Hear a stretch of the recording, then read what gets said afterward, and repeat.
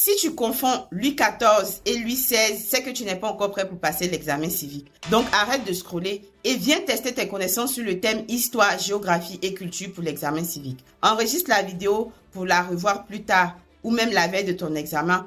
Prends un carnet de notes et partage la vidéo à un ami qui passe l'examen civique. 3 questions, 15 secondes chrono pour me donner ta réponse. Première question sur l'histoire. Quel roi de France est à l'origine de la construction du château de Versailles? Première proposition, Henri IV.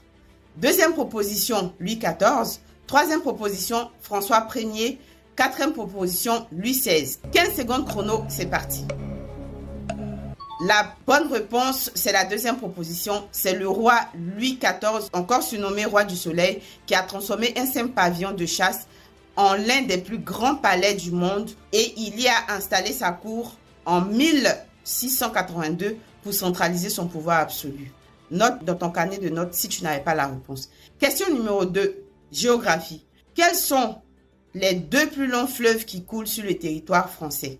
Première proposition, la Seine et la Marne. Deuxième proposition, la Loire et le Rhône. Troisième proposition, le Rhin et la Garonne. Et enfin, dernière proposition, la Garonne et la Seine. 15 secondes pour me donner ta réponse. La bonne réponse, c'est la proposition numéro 2.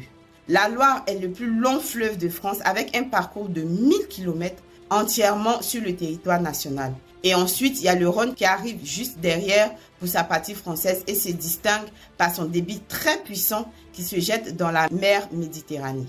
Note dans ton carnet de notes si tu n'avais pas la réponse. Question numéro 3.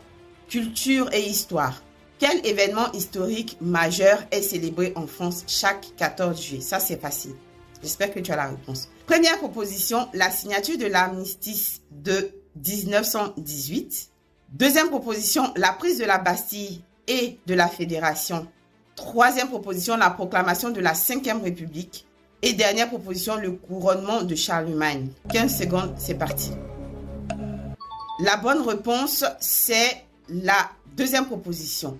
Le 14 juillet commémore 2 événements. Le premier événement, c'est la prise de la Bastille de 1719, qui est donc symbole de la fin de l'arbitraire royal, mais aussi et surtout la fête de la Fédération du 14 juillet 1790, qui célébrait l'union de la nation.